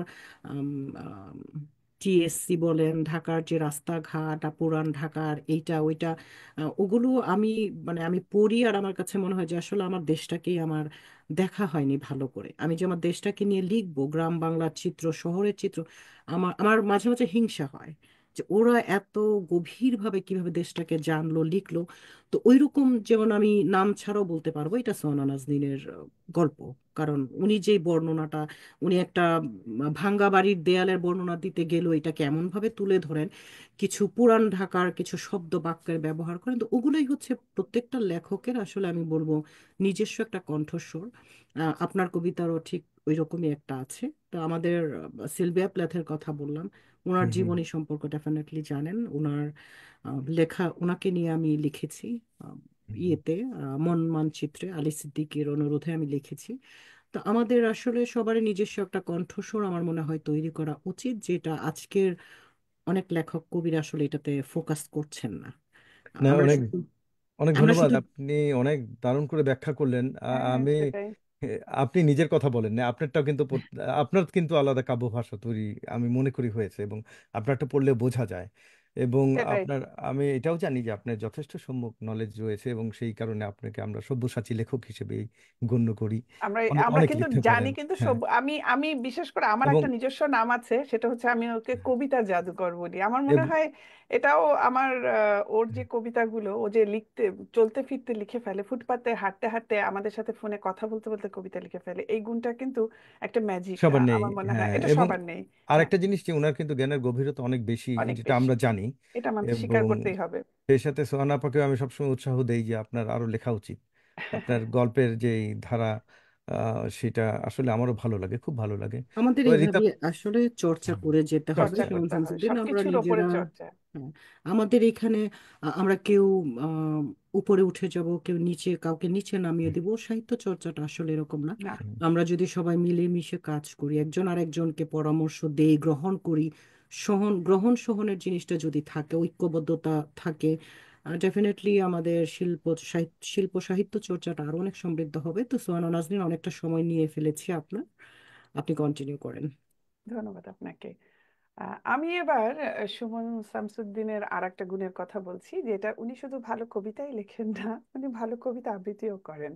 এবং এটার পেছনেও আমার মনে হয় উনি চর্চা করে যাচ্ছেন একজন ভালো আবৃত্তি শিল্পী হতে হলে। তো আবৃত্তির সময় এই যে কবিতার শব্দ উচ্চারণ, আবেগ ও ভাব প্রকাশে জোর দেওয়া, তারপরে কোথাও কণ্ঠস্বরের ওঠানামা এবং বিরতি, এগুলো করতে হয়, কিছু নিয়ম তো অবশ্যই আছে। হুম। এসব কিভাবে ম্যানেজ করে একটা কবিতা পাঠ শেষ করেন আপনি? আমার কাছে তো এই শিল্পটা একটা ভীষণ কষ্টকর মনে হয়, বা ভীষণ বেশ কঠিন মনে হয়, কিন্তু আপনি আয়ত্ত করে ফেলেছেন। এই সম্পর্কে একটু বলেন যে আপনি কিভাবে ম্যানেজ করেন এত কিছু একসাথে। আসলে আবৃত্তির ব্যাপারটা হচ্ছে কি, আমার কবিতা লেখার আগেও আমার শুরু হয়েছিল আবৃত্তি দিয়ে, আচ্ছা। বাবার কবিতা আবৃত্তি দিয়ে, সেই হুম সেই ছোটবেলায় কায়কবাদ সাহিত্য মজলিস এসব। তো যেহেতু আবৃত্তি দিয়ে শুরু হয়েছে, আবৃত্তির প্রতি আমার একটা দুর্বলতা রয়েছেই, হুম হুম ডেফিনেটলি রয়েছে। তো যাই হোক, আগে তো নিজেই আবৃত্তি করতাম নিজে নিজেই, এখন তো হুম হুম নিজের কবিতা বা যে কোনো কবিতা আবৃত্তি করি। তো যখন আবৃত্তি করি তখন চিন্তা করলাম যে আসলে আমি আমার একটা, জানি না এটা কেমন ব্যাপার, কিন্তু আমি যেটা করি না খুব অলস প্রকৃতির, কিন্তু আমি কিন্তু যেটা করি মনোযোগ দিয়ে, সেটা আসলে আমার ভালো করে করতে ইচ্ছা করে। তো সেই ক্ষেত্রে কবিতা যখন আবৃত্তি শুরু করলাম, হুম হুম। নিজের কবিতা, আমি চিন্তা করলাম যে নিজের কবিতা পড়ি আর যেটাই করি তাহলে একটু ভালো করেই করি। ভালো করে এই পড়ি। শিখতে শুরু আচ্ছা। করলাম। তো প্রথম শিখতে শুরু করলাম যে ওই যে আনোয়ারুল হক লাবলু, আমার প্রথম ওনার কাছে হাতে খড়ি আবৃত্তি চর্চার। তারপরে আমি কাব্যগুরু, কবিগুরু, ওই যে সরি, আবৃত্তি গুরু মাহিদুল ইসলাম ভাইয়ের কাছে চর্চা করি এবং করছি উন্নত মানের প্রশিক্ষণের জন্য। আর আবৃত্তির বিষয়গুলি আসলে এই কারণে করছি যে কারণ এইগুলি, এটাও একটা শিল্প, এটা না শিখলে হয় না আসলে। হুম হুম আবৃত্তি করাই যায়, কিন্তু আবৃত্তির মতো আবৃত্তি করতে হলে শিখতে হবে, যেখানে প্রক্ষেপণগুলি, তারপরে প্রমিত উচ্চারণ, উচ্চারণ সূত্র আছে, এবং আহ, যেমন বিভিন্ন রকম ভয়েস আছে, কোন কবিতার কোন চরণে কোন ভাবটা বুঝে কি ধরনের প্রক্ষেপণটা হবে, এই ভয়েসটা কি, হুম যে বিভিন্ন স্বর আছে, উদারা মুদারা তারা বলে যে এই হিসাবে। তো ধরেন উচ্চ কণ্ঠ বা স্বাভাবিক কণ্ঠ বা নিম্ন কণ্ঠ কোন ভাবে পড়তে হবে, এটা কবিতার ভাবের উপরে নির্ভর করে। তো এইগুলি আমি আসলে এই একটু চর্চাই করি আবৃত্তির স্বার্থে, যেহেতু আবৃত্তি করি। তো সেই হিসাবেই এগিয়ে যাচ্ছি চর্চা করে আমি যে যাচ্ছি। ব্যাপারটা শুনে এসেছি এতদিন, যে যারা প্রথমে কবিতা আবৃত্তি করতে ভালোবাসেন বা চর্চা করেন, তারা নিজের মনে মনে কিন্তু পছন্দের কবিতাগুলোর মতোই কবিতা লেখার চেষ্টা শুরু করেন, এবং সেভাবেই তারা কবি হয়ে ওঠেন। আমি জানি না আপনি সেরকম কবি কিনা, তবে এটাও আপনার সাথে আমি একমত যে একটা সুন্দর কবিতা আরো সুন্দর হয়ে ওঠে একজন ভালো আবৃত্তিকার কণ্ঠে। জি, অবশ্যই। সেটা আমি বিশ্বাস করি। এবং আমরা আজকে দেখেছি যে আপনার কণ্ঠের এইচবিরিতার একটা কবিতা, এবং সেটা তখনই মনে হয়েছে যে এইচবিরিতার ধারালো লেখা এবং আপনার সুন্দর কণ্ঠ দুটোকেই, এই দুটো মিলিয়ে কবিতার প্রাণ এসেছে। আমি ফিরে যাচ্ছি আবার এইচবিরিতার কাছে, ছাড়াছাড়ি নাই, আজকে শেষ প্রশ্নটা সেই আপনাকে করবে। আমি প্রশ্ন থেকে বিদায় নিচ্ছি, আপাতত এইচবিরিতে আসেন। না, আপনি থাকুন, হ্যাঁ, আপনি আমি তো আছি। বিদায় নিলে হবে না। তো হ্যাঁ, এক্সকিউজ মি। আচ্ছা, আমি আরেকটা একটু ভিন্ন প্রসঙ্গে, হ্যাঁ, জি জানতে চাচ্ছি। আমি বলেই নিয়েছি যে আসলে আমরা খুব পারিবারিক ঘরোয়া ভাবে আলাপ করছি। সেটা হচ্ছে, দেখেন, একজন আম, কবির যে চরিত্রটা আমাদের চোখের সামনে চলে আসে না, মানে একজন কবির সংজ্ঞা বলতে গেলে সর্বপ্রথম যেই বিশেষণগুলো আসে তার মধ্যে একটি হলো সংবেদনশীলতা, নমনীয়, দরদি। দরদি। হ্যাঁ, এরকম একটা চরিত্র। যদিও আগের যুগের ধারণা ছিল কবি মানে কাঁধে একটা ব্যাগ, এরকম। এখন সেই একটু ধারণা বদলেছে, কিন্তু আলাভোলা চেহারা একটু। হ্যাঁ, কিন্তু এখন একটা মানে আমার কাছে বিশেষ করে যেটা মনে হয়, এটা আমার পার্সোনাল প্রশ্ন হতে পারে, সবাই সহমত না হতে পারে, মানে কবি মানেই আমার কাছে মনে হয় যে আহ, কবি আহ, কোথা থেকে উনি আসলে কবি লেখক হন, মানে এই যে তার একটা গুণ তার মধ্যে, এই যে কবি তার পর্যবেক্ষণ, তার উপলব্ধি থেকে, মানুষের দরদ থেকে, সমাজের কোনো অশৃঙ্খল, কোনো অন্যায় অনিয়ম থেকে, এই যে তার ভিতর যে উপলব্ধিটা আসে, এটা তো দরদ থেকেই আসে, তাই না? মানুষের প্রতি সহানুভূতিশীল হলে, মানবিক হলে, নৈতিক হলে, তখনই তো সেই উপলব্ধিটা আসে, এবং কবি তার কলমে কিন্তু সেটা ফুটিয়ে তুলতে পারে। যেটা সমাজ পরিবর্তনে ভূমিকা রাখে, হুম হুম। যেটা কারো চোখে পানি আনে, কারো মনে হয় যে অনেক কিছু পরিবর্তনও করতে পারে। তো সেই ক্ষেত্রে যেমন আমরা, শুধু আমি না, আমরা অনেকেই আহ, মনে করি যে মানে একজন কবি মানে হবেন সহনশীল একজন কবি। যেমন আমি কখনো চিন্তাই করতে পারি না যে আমাদের কবি তমিজুদ্দিন লোদী কিংবা কবি কাজী জহিরুল ইসলাম কখনো খুব রুক্ষ অশালীন ভাষায় কাউকে কোনো কথা বলবেন, এবং আমি কখনো শুনিনি। যদি আমি কখনো শুনি, আমি মনে হয় যে অবাক হব। তো আমার কাছে কবি মানে এরকম একটা চরিত্র চলে আসে। যেমন সুমন শামসুদ্দিন, আমি কখনো চিন্তাও করি না যে সুমন শামসুদ্দিন কখনো কার সাথে চিৎকার করে কথা বলতে পারে। তো এই যে একটা ধারণা আমার কিংবা আমাদের অনেকের মধ্যে, মানে কবি মানেই সব সময় খুব বিনয়ী, খুব শান্তশিষ্ট, এইটা আসলে কতটা যৌক্তিক? কিংবা মানে কবির কি রাগ ক্ষোভ থাকতে নেই? কবিরও তো মাঝে মাঝে আম, অনেক ক্ষোভের প্রকাশ ঘটে, কিন্তু সেইখানেও কি আসলে একটু সংযত হওয়ার কিংবা বিনয়ী হওয়া, মানে ঠিক আমি বুঝাতে পারছি না আসলে কবির রাগ ক্ষোভটা আসলে কি করা উচিত? অনেক গুরুত্বপূর্ণ একটা প্রশ্ন করেছেন। এটা আমার পয়েন্ট অফ ভিউ থেকে আমি আহ, একটু বলার চেষ্টা করি। আমি জানি না কতটুকু সঠিক বলতে পারবো। তো আমার ধারণা মতে কবি হচ্ছেন এমন এক ব্যক্তিত্ব যিনি আসলে ওই যে প্রথমেই বলেছিলাম যে অনেক গভীর জ্ঞানের অধিকারী হওয়া উচিত এবং গভীর চিন্তা ভাবনা গভীর কল্পনার অধিকারী হওয়া উচিত। এবং আরেকটা জিনিস দেখবেন, যত যত বিখ্যাত জ্ঞানী ব্যক্তি গুণী ব্যক্তি আছেন তারা কিন্তু অনেক বিনয়ী। তা যত জ্ঞানের আধার বেশি যার ভেতরে, তত তার ভেতরে বিনয়ের পরিমাণ বেশি এবং সহনশীলতা ধৈর্যের পরিমাণ বেশি। তো একজন কবির আহ, ধরেন সেই রকমই বিনয়ী হওয়া উচিত। কবি হওয়া উচিত নিরপেক্ষ এবং কবির হওয়া উচিত সহনশীল ধৈর্যশীল। তো আমি যদি একজন কবি যদি এরকম না হয় তাহলে তো সে কবি হলো না। সে তো সমাজের সমস্ত মানুষের থেকে আলাদা হলো না। সে সমাজের সমস্ত মানুষ থেকে উন্নত চরিত্রের অধিকারী, উন্নত ব্যক্তিত্বের অধিকারী। তো একজন উন্নত চরিত্রের, উন্নত ব্যক্তিত্বের এবং উন্নত জ্ঞানের অধিকারী তিনি যদি বিনয়ী না হন, তাহলে তো তার জ্ঞানের পরিধির নিয়ে প্রশ্ন থাকে যে তার এই কবিতার শুধু শব্দমালা নিয়ে খেলা করাই তো জ্ঞান না। এই শব্দের মাধ্যমে তো তার অন্য বিকাশও হচ্ছে, মন ও মননের বিকাশ হচ্ছে। তো এই মন ও মননের বিকাশ এবং এই আহ, এই গুণের অধিকারী হতে হলে তাকে তো বিনয়ী হতে হবে, তাকে নিরপেক্ষ হতে হবে। সে তো কোনো জায়গায় দ্বিধাদ্বন্দ্বে ভোগাটা তার সমীচীন হবে না, তাই না? তো আমার মনে হয় যে একজন কবির আসলেই আহ, আহ, আগ্রাসী ভূমিকা থাকা উচিত না।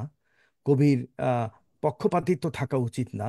কবির বর্তমান আন্দোলনের প্রেক্ষাপটে যদি বলি যে কবির বিভিন্ন মানুষের বিভিন্ন দলের মতাদর্শ থাকতেই পারে।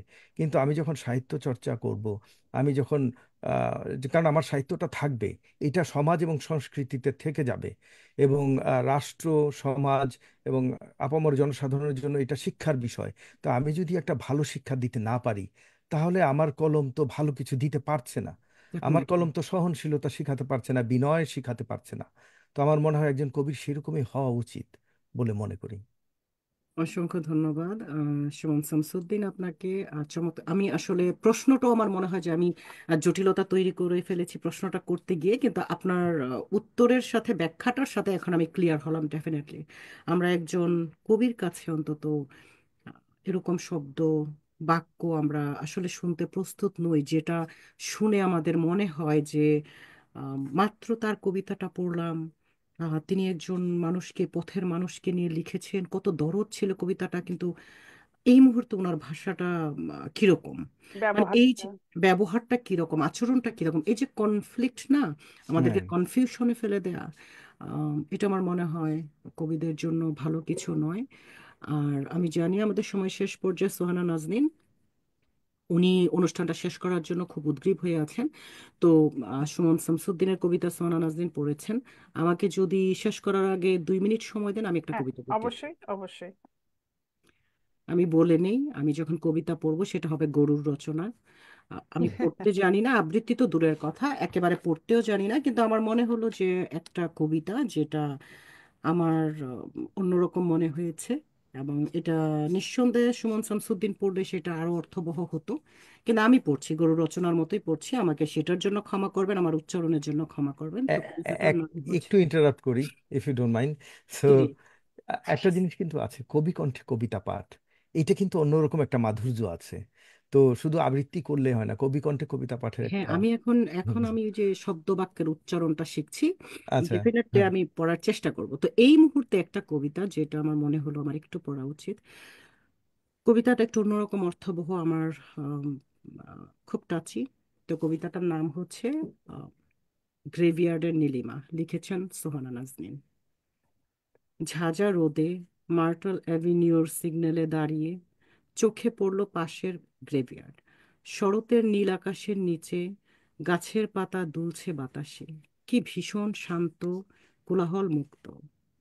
এই মাটির নিচে ঘুমিয়ে আছে মানুষ কত যুগ ধরে, তুষারে ধুয়ে গেছে শত বছরের স্মৃতি। পৃথিবী তাদের ভুলেছে, ভুলেছে আত্মীয়রাও দিনে দিনে। শুধু কয়েকটি প্রস্তর খণ্ডে রয়ে গেছে তাদের নাম। ফুল ঘাস আর বুনো ঝোপে ঢেকে গেছে সেই স্মৃতিরেখা। কেউ আর জিজ্ঞেস করেনি তারা কেমন আছে, ওদের কেউ বলেনি আমাদের ছেড়ে ওই ছোট্ট কবরে তোমরা শ্বাস নেও কেমন করে। আমাদের ছাড়া থাকতে কষ্ট লাগে কি। গ্রেভিয়ার্ড শুধু চুপচাপ থাকে, নীরবতার ভাষায় বলে এখানেই শেষ। চমৎকার, কবিতাটাও অসাধারণ। আমি সত্যি সত্যি এটা করোনার বছর 21 সালে 20 সালে আমি মার্টেল এভিনিউর ওখান দিয়ে আসছিলাম। ওখানে একটা বড় গ্রেভিয়ার্ড আছে উডহ্যাভেন বুলেভার্ডের পাশে। ওখানে লাইটে দাঁড়িয়েছিলাম, তখন আমি পাশে তাকালাম, সত্যি ওরকম গরম ছিল। আমার মনে হচ্ছিল এখানে কত মানুষ, ওরা কোথায় কিছু বলতে পারছে না, আমি পাশেই দাঁড়িয়ে আছি, হর্ন বাজাচ্ছে, কিন্তু ওরা কিছুই শুনছে না। এই তখনই কবিতাটা লেখা, মানে যেটা খুব ভিতরের গভীর অনুভূতি থেকে লেখা। ধন্যবাদ রীতা যে ও- আজকে এই কবিতাটা যে ও বেছে নিয়ে পড়বে, এটা আমি আসলে ভাবতে পারিনি। এটা আমার জন্য একটা বড় পাওয়া। আমি সেরকম কোনো লেখা লিখি না, আমার কোনো বই বের হয় নাই, কিন্তু আমাকে যে আপনারা ভালোবাসার এরকম একটা উঁচু শিখরে রীতা বসিয়েছে, সুমন শামসুদ্দিন বসিয়েছেন, এটা আমার জন্য অনেক বড় পাওয়া। আমি সত্যি গর্বিত, আমার খুব ভালো লাগছে আজকে। আসলে এই কবিতাটা আমি কবিতাটা আসলেই আহ, আমি অনেক ওনার অনেক কাছ দারুণ। থেকে, সুমন শামসুদ্দিন ওনার কাছ থেকে আমি কবিতাটা বলা যায় জোর করে নিয়েছি সাহিত্য পাতার জন্য। এবং আমি যখন কবিতাটা পড়ছি, এটা পড়ার আগে গত আধা ঘন্টা যাবত আমি সাহস জোগাচ্ছিলাম যে আমি এটা পড়তে পারবো কিনা, না খুব বেশি আবেগী হয়ে যাব। কারণ লেখাগুলো আসলে হয়তো তিনি লিখেছেন তার উপলব্ধি থেকে, কিংবা ওই সময়ের মুহূর্ত থেকে, কিংবা তার নিজের ব্যক্তিগত জীবনের কাউকে মনে করে। কিন্তু এই কবিতাটা যারা পড়বে তাদের ব্যক্তি জীবনের সেই হারানো মানুষগুলো যারা শুয়ে আছেন সেই মাটির নিচে, সেগুলো স্মরণে এসে যায়। তো আমি আর এর বেশি কিছু বলতে পারছি না, আপনি শেষ করে দেন। কবিতাটা আসলেই অনেক অনেক অসাধারণ। এটাই কিন্তু কবিরাই আসলে, সাধারণ মানুষ যেভাবে দেখে একটা বিষয়, যে কোনো বিষয়, কবিরা কিন্তু অন্যভাবে দেখে, যেটা সোহানা নাজনীন দেখলেন, এবং সেটাই তার আহ কলমে উঠে আসলো আমার ওই শব্দে। দেখাটা মনে হয় বেশি গভীর হয়েছিল আরো একটা কারণে, কারণ ঠিক ওই বছরই আমার আব্বা মারা গিয়েছিলেন, কিন্তু আমি দেখতে যেতে পারিনি, করোনার কারণে চারিদিকে বন্ধ হয়ে গেছিল। তো যার জন্য হয়তো এরকম গ্রেভিয়ার্ডের পাশে অনেকবারই দাঁড়িয়েছি, কিন্তু ওই অনুভূতিটা আসেনি। সেটা এই কোনো কিছু বুঝতে হলে আমার মনে হয় সেটা তার জীবনেও ঘটা উচিত, তাহলেই সে আরো পরিপূর্ণভাবে প্রতিফলিত হয়ে সেই জিনিসটা দেখতে পায়। তা আমার মনে হয় ওই দিন ওটাই হয়ে গেছিল। আমি কিন্তু একটা সিম্পল ভাবে লিখে দিয়েছিলাম, খুব সাধারণ ভাবে একটা স্ট্যাটাস দিয়েছিলাম, কিন্তু রীতা যে এভাবে এটা নিয়ে লুফে নিয়ে সে পত্রিকায় দিয়ে দিবে এটা আমি ভাবিনি। এবং আজকেই আমি এটা পেলাম যে ও পত্রিকাতে দিয়েছে। ও ও ও কি করে সেটা ওই জানে, ওর কোনটা ভালো লেগে গেছে। এবং আমি সত্যি খুব কৃতজ্ঞ রীতা যে আমার এই কবিতাটা এত তোমার মনটাকে যে ধরতে পেরেছে। এটাতেই খুশি আমি, এটাই টাচ, এই জায়গাটাতেই টাচ করতে চেয়েছিলাম। মানুষের মানুষের এই অনুভূতির নরম জায়গাটা, শ্বাসের মতন একটা নরম জায়গা থাকে ভেতরে, অনুভূতির নরম জায়গা। সেই জায়গাটা আমরা দুঃখ না পেলে ওই জায়গাটা ধরতে পারি না কেউ কারোরটা। আমাদের সবারই, যাদের বাবা মা চলে গেছেন, আমাদের দুঃখটা প্রকাশের ভঙ্গিটা ভিন্ন, কিন্তু কষ্টটা একই, একই রূপে আসে। তো আমরা কেউ লিখে ফেলি, কেউ বলে ফেলি, কেউ হয়তো বোঝাতে পারি না। এটাই পার্থক্য আমাদের। ধন্যবাদ। আপনারা ভালো থাকবেন। সুমন শামসুদ্দিন, আপনাকে অনেক অনেক ধন্যবাদ। আপনি আসছেন। 1 ঘন্টার উপরে হয়ে গেছে কিন্তু অনুষ্ঠান। আমি জানি না উম, কতটুকু মানুষ, দর্শকরা নিশ্চয়ই আপনার কাছ থেকে অনেক কিছু জানতে পারলেন। দর্শকদের আজকে প্রশ্ন নেই, কারণ প্রশ্ন নেই। সবাই শুভেচ্ছা জানিয়েছেন আপনাকে। আপনার এখানে দর্শকও অনেক দেখছেন এখন লাইভ। আপনি আবার আসবেন সুমন আফসার দিন, কথা হবে আবারও ভিন্ন জিনিস নিয়ে। এবার কবিতার ছন্দমাত্রা নিয়ে হয়তো একদিন আমরা বসবো, মানে আরো ডিটেলসে যাওয়ার জন্য। এবং আই থিঙ্ক রীতা এই ব্যাপারটা খুব ভালো এনজয় করবে, কারণ এই ব্যাপারগুলোতে ওর গভীর একটা জ্ঞান আছে। আমি হয়তো একটা অনুষ্ঠান সঞ্চালনায় থাকতে পারবো যতটুকু। আমি অনুষ্ঠান শেষ করে দিচ্ছি। খুবই জরুরি কবিতা নিয়ে আলাপ হচ্ছিল, সাহিত্য নিয়ে আলাপ হচ্ছিল। আমরা আরেকদিন আসবো। প্রিয় দর্শক, আপনাদেরকে ধন্যবাদ আমাদের সাথে এই লম্বা সময় থাকার জন্য। অনুষ্ঠানটি আপনারা বরাবরের মতো লাইক দিয়ে শেয়ার করে সঙ্গে থাকবেন, আমাদেরকে সঙ্গে রাখবেন। ইউএসএ, প্রথম আলো ইউএসএ সাবস্ক্রাইব করতে ভুলবেন না। আসছে বৃহস্পতিবার, প্রতি বৃহস্পতিবার নিউ ইয়র্ক সময় রাত 9টায় আপনাদের সাথে আবারও দেখা হবে ভিন্ন কোনো অতিথির সাথে, ভিন্ন কোনো বিষয় নিয়ে। তার আগ পর্যন্ত ভালো থাকবেন। শুভরাত্রি। শুভরাত্রি। শুভরাত্রি।